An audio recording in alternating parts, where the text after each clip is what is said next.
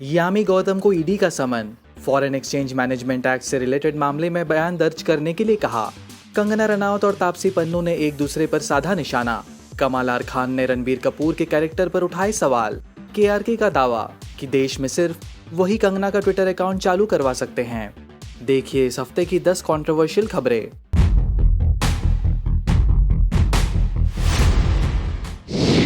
कंगना रनौत ने फिर निकाला मूवी माफिया पर गुस्सा। उन्होंने किसी का नाम लिए बिना मूवी माफिया के बारे में कहा है कि भले ही उन पर 100 एफआईआर करवा दे मगर वो नहीं डरेंगी। कंगना रनौत ने अपनी इंस्टाग्राम स्टोरी में लिखा, जब भी मैं अपने नए प्रोजेक्ट की घोषणा करती हूँ मूवी माफिया के पप्पुओं की नींद उड़ जाती है। एक मूर्ख को मैं जानती हूँ जिसका फेवरेट काम फर्जी अफवाहें फैलाना है। उसने कहा कि 150 करोड़ का बिजनेस करने वाली मणिकर्णिका फ्लॉप है और कहा कि मेरे पास काम नहीं है, जबकि सच्चाई ये है कि वो खुद 4 साल से गायब है और उनके पास कोई काम नहीं है। वो फर्जी रिलेशनशिप्स को आगे बढ़ाता है और एक बच्चे को इतना टॉर्चर किया कि वो मरने को मजबूर हो गया। ये नेगेटिविटी फैलाता है और दूसरों की जासूसी करता है। उसके नाम का अंदाज़ा लगाइए। कंगना ने आगे लिखा, बहुत से लोग ये घोषित कर रहे हैं कि मेरा पूरा करियर ही फ्लॉप है, जबकि मैं आज सबसे सफल एक्ट्रेस हूँ। मैं खामोश बैठकर नहीं सहने वाली, मैं सभी को एक्सपोज कर दूंगी और तब तुम लोग मुझ पर 100 एफआईआर भी करवा सकते हो। मुझे कोई फर्क नहीं पड़ता है। ये मेरी आखिरी चेतावनी है, पीछे हट जाओ। यामी गौतम को ईडी का समन। 7 जुलाई को होना होगा पेश। न्यूज एजेंसी एएनआई की रिपोर्ट के मुताबिक यामी को फेमा यानी कि फॉरेन एक्सचेंज मैनेजमेंट एक्ट से रिलेटेड उल्लंघन में पूछताछ के लिए बुलाया गया है। रिपोर्टेडली यामी के निजी बैंक अकाउंट में विदेशी लेन देन शामिल है, जिसके बारे में कथित तौर पर उन्होंने अधिकारियों को सूचित नहीं किया था। रिपोर्टेडली यामी को ये दूसरा समन जारी किया गया है। पिछले हफ्ते कंगना रनौत की बहन रंगोली चंदेल ने तापसी पन्नू को उनके साड़ी लुक पर टारगेट किया था। अब तापसी ने भी पलटवार किया है। उन्होंने हिंदुस्तान टाइम्स को दिए इंटरव्यू में कहा है कि वो कंगना रनौत को अपने आसपास नहीं देखना चाहती और ऐसा ट्विटर पर कंगना के बैन होने के पहले से है। तापसी ने कहा कि उनकी जिंदगी में कंगना रनौत की कोई अहमियत ही नहीं है। ट्विटर पर कंगना के बैन होने पर तापसी ने कहा कि वह उन्हें बिल्कुल मिस नहीं करती। तापसी पन्नू के इस इंटरव्यू के बाद कंगना रनौत का गुस्सा होना लाजमी था। उन्होंने अपने इंस्टाग्राम स्टोरी पर तापसी को आड़े हाथ लेते हुए लिखा कि जो कभी प्रोड्यूसर के पास मेरी छोड़ी हुई फिल्मों की भीख मांगती थी, आज वो मुझे इररिलेवेंट बता रही है। इंसान और उसकी फितरत अजीब है। कंगना ने एक दूसरी स्टोरी में ये भी कहा कि अगर कोई बी ग्रेड एक्टर उनका नाम लेकर इंडस्ट्री में आगे बढ़ रहा है तो उन्हें इस बात से कोई दिक्कत नहीं है। वो भी कई लोगों से प्रेरित थी पर उन्होंने कभी किसी का अपमान नहीं किया। कंगना ने यह भी लिखा कि दूसरों के सिर पर पाँव रखकर ऊपर चढ़ने की कोशिश करने वालों को उनकी औकात दिखाना जरूरी है।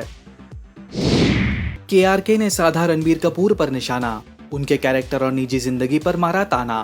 ट्विटर पर लिखा, आजकल रणबीर कपूर दीदी कंगना रनौत के निशाने पर है।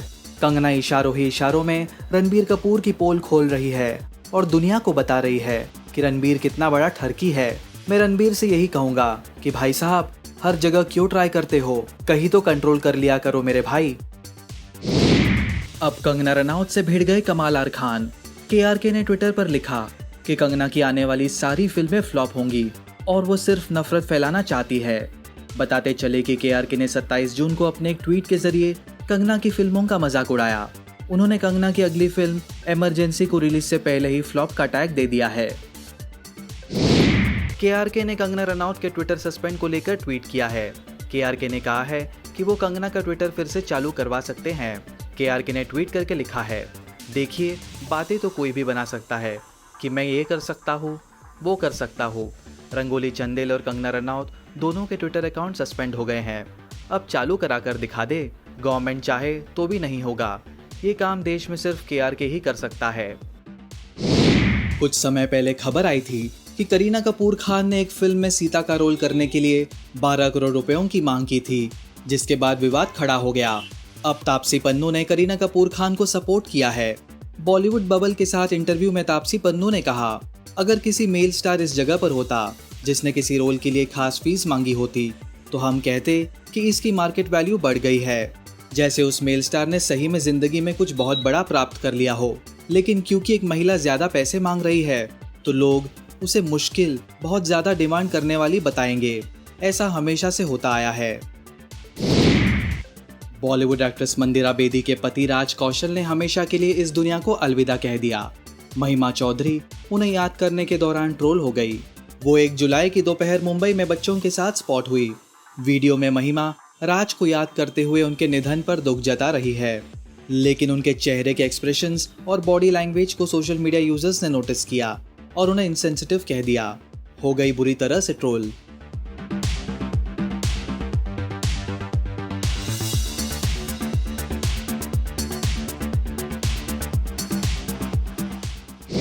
सोनू सूद ने बॉम्बे हाई कोर्ट में अपील की है कि कुछ लोग उनका नाम खराब करने की कोशिश कर रहे हैं। दरअसल कुछ समय पहले ही बॉम्बे हाई कोर्ट में सोनू सूद के खिलाफ एक याचिका दायर की गई थी। इसमें कहा गया था कि सोनू सूद और एमएलए ज़ीशान सिद्दीकी के पास कोविड-19 की रेमडेसिविर जैसी दवाइयाँ उस समय कहाँ से आई जब इनकी बाजारों में भी भारी कमी थी। रिपोर्ट्स के मुताबिक सोनू सूद ने इंटरवेंशन फाइल कोर्ट को दी है और दावा किया है कि उन्होंने इन दवाइयों का मुहैया करवाने का फैसला उस समय लिया जब लोग ज़्यादातर उनसे संपर्क कर रहे थे। इस वजह से कई लोगों की जान भी बच पाई।